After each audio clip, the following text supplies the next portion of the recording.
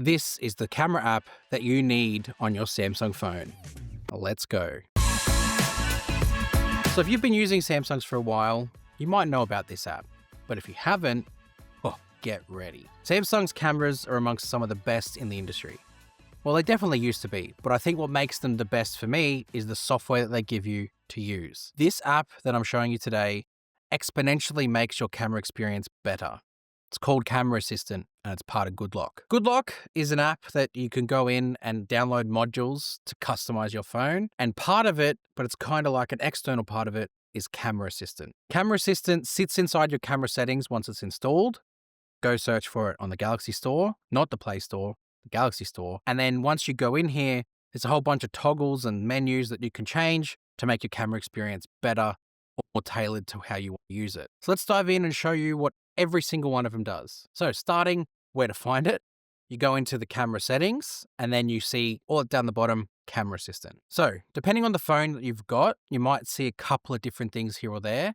I'm using the Ultra, which has literally everything to do with Camera Assistant because all of the hardware is here. So the first thing you see here is zoom shortcuts. Now, I think by default with the S25 series, the zoom shortcuts are as they are, the 2x and the 10x are included, but some phones, they might not have that. So in here, you can go in and it adds in the 2x and the 10x via toggles. There is one here for 100x, which will permanently sit there when you toggle it on. In the camera, you'll see 100 gets added next to 10. Oh, hey there. I prefer to leave that off, but that's just my own personal preference. So you can go in and add the 100 in if you're someone who uses 100x zoom all the time. Jumping out of there, the next toggle that you see is Auto HDR. This is a toggle really that you should just leave on because it will automatically apply dynamic range or high dynamic range to the images that you're taking, and you don't have to think about it. Because basically what dynamic range is it sort of blends together different exposures to give you the best exposure of the photo. So I wouldn't touch this, leave it on. Then there's picture softening. Picture softening, it doesn't take you to another menu. It just sort of adds a drop-down menu and you've got off, medium, or high. I don't think I'd turn it on at all because the picture softening, the way it works, let's say I do it into high, it's basically going to soften the picture. And you can even see in my face here how much softer the sort of face is. Whereas if I go back into Camera Assistant and then turn it off, you'll definitely notice that it's not as soft and there's a lot more detail. So I wouldn't turn that on. I would 100% leave that off. This next one's really important. Auto lens switching. I hate that this is a toggle that stays on. I was doing my S25 Edge to S25 Ultra camera comparison the other week, and without realizing it, this toggle was on. And what happened was, even when I was switching to the 5x camera, it stayed on the 3x, which meant that the photos weren't coming out as crisp or as clear or as detailed as I would have liked because the camera was deciding when to switch cameras. Nah, not a fan of that. So 100% go in here if you've got Camera Assistant installed and turn that off because you get to decide which camera is the best to use, not the phone. You've got Distortion Correction. And the whole point of this is that, especially for the ultra wide, it will automatically correct that sort of bending or that sort of flare that happens in the corners of ultra wide photos and automatically will distort it. 100% to leave this on because it's much better to leave this on than it is to have that distortion. Then you've got advanced resolution options. In here, there's two options, adaptive pixel and upscale digital zoom. Adaptive pixel for high resolution will basically combine multiple resolutions into one to sort of give you the best exposures from both. So it'll combine a 12 megapixel shot with a 200 megapixel and capture the sort of the light from the 12 megapixel because it can let in a lot more light and information that way versus the 200 megapixel, which sort of darkens it a little bit. And then it'll combine the two. This realistically only works in sort of lower light situations. So in daylight, you won't notice it. But in lower light, if you're capturing 200 megapixel shots or 50 megapixel, it'll turn this on and reduce the noise. And then you've got upscale digital zoom. So again, in that high resolution mode, when you zoom in, what tends to happen is obviously is digital zooming from a high res and it'll sort of degrade. The whole point of this is using sort of AI and algorithms. It'll look to restore that detail and that resolution back into the shot at that sort of magnified length range. That was a weird phrase. Happy, honestly, just leave both of these on. It's actually beneficial to how your photos will end up. Then there's quick tap shutter. With this turned on, basically this will effectively just, as soon as you tap that shutter button, capture something. Normally what happens is when you release the shutter, it captures it. So I'll just use an example of myself. It just literally will take the photo straight away. If I hold it down too, which initiates recording, it will still capture a frame before it. But what happens normally, and I'll take a photo. Oh my God, there's so much inception going on here. Go back into settings, camera assistant, and I'll turn it off. Normally what's going to happen is when you release the shutter, it'll take it. But with that turned on, as soon as you tap the shutter, it takes the photo. The next toggle in here is prioritize focus over speed. So the whole point of this is pretty much as it describes, that it will wait till the focusing is complete before it captures the image. Whereas if you turn this off, it'll sort of just capture it regardless of whether it's focused or not. With the speed of the sensor, it's got quad pixel autofocus, the main one, and all the other ones have dual pixel. You shouldn't have any issues with capturing. But if you find it's maybe a little bit too slow with this turned on, toggle it off, and it'll hopefully capture things a bit quicker. And then it just might not be as focused.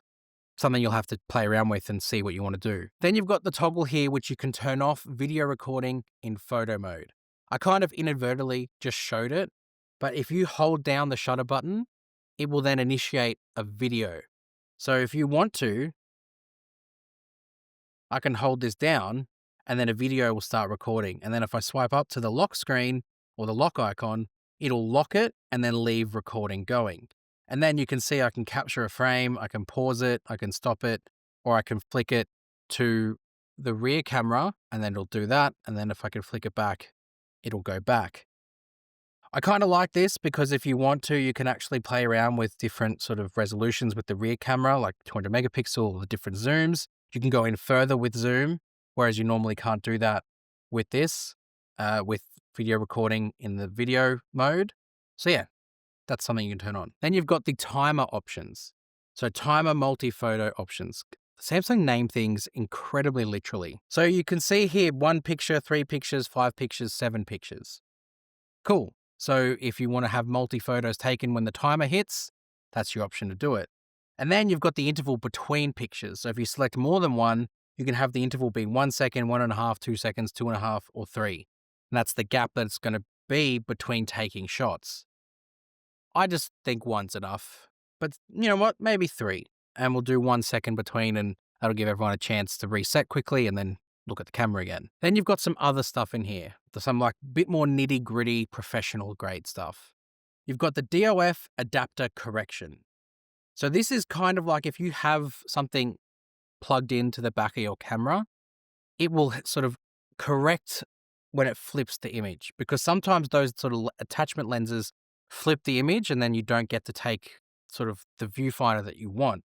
It only works in Pro and Pro Video mode. So this is not applicable to any other sort of camera mode.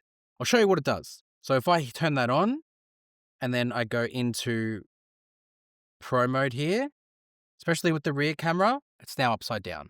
So that is not what you probably would expect or hope for. But the whole point is that that will sort of flip it if something's attached to it. There's also anamorphic lens correction. So the whole point of this is if you have an anamorphic sort of lens or like a wide angle lens on here, this will help to sort of correct the distortion that sort of applies itself from those lenses being attached. There's 2 different options, times 1.33 or times 1.55, and then it sort of gives you a bit of a description over what it does in that top corner. But that's what that is there for. If you were wondering what it was, that's wonder no more. Then you've got HDR10+. Now this was part of oneui 6 with the S24 series. The HDR toggle lived in the top corner, but it was HDR10+. Samsung have since sort of replaced it on the S25 with just standard HDR, not the 10 Plus. So if you want to add that back in with the S25, Camera Assistant is the way to do it. It just adds that little bit of extra dynamic range on top of standard HDR, and it's only for videos. It's not designed for anything other than video recording. You then got some really cool toggles in here. Audio monitoring is a great one if you are sort of using your phone to record yourself or record podcasts or just recording in general where audio is involved. Because if you wanted to monitor through Bluetooth headphones or even USB-C headphones, you can plug it into the phone and then using the headphones, monitor the sound that the camera is picking up. So if it's meant to be recording dialogue, you can listen and make sure it's actually recording that dialogue. If something's a bit too quiet, you can correct it. But it all starts with this toggle inside Camera Assistant. So this is great to have if you wanted to monitor the sound that your phone is recording. And an extra one for you content creators out there is save videos to external storage. This was one that I guess Apple have had for a while and Samsung finally added it this year. It's as it describes. When you plug it in, an SSD, you can save directly to external storage with the following camera modes: video, pro video mode, portrait video, slow motion, and hyperlapse. And then it just saves it because you've toggled it on. There's nothing else you need to do. As long as it's plugged in and this toggle is on, it will automatically divert and save to that external storage. Then you've got the bottom three here. You've got camera timeout. Now, if you've got the camera open and nothing's happening, after a set period of time, it turns it off and closes it. This sort of allows you to minimize or extend that time. So you've got 1 minute, 2 minutes, 5 minutes, and 10 minutes. Very simple. You've got dim screen while recording. So this is kind of like a battery saver, especially if you're doing like a hyperlapse or if you were like me when I first started the channel, I shot exclusively on a smartphone. So after 10 minutes of no input, I was able to have the screen dim, but you can reduce that to 1 minute. So then that means that it's not going to heat as much, the display will conserve battery, and you've got a few different timing options to do that with. And then the last one here is clean preview on displays, HDMI displays specifically. So if you were using this as like a viewfinder and you want it cast onto a TV, instead of sort of the camera UI being cast along with it, it'll remove all of that and just have the video that you're sort of casting. That way, if you're sort of doing something at home or if you wanted to sort of demonstrate something to someone, the camera UI will disappear and it'll just be the clean preview on the display. Just some extra toggles and stuff that some Samsung have added to do with video. It's all part of Camera Assistant. So if you got anything out of this Camera Assistant video, let me know in the comments below, because a lot of people have asked, where do I find Camera Assistant? What does it do? Well, that's what it does in all of its glory. So hit subscribe to Tech with Benefits. Also join as a member if you want early access to these videos. And I'll see you guys in the next one. You!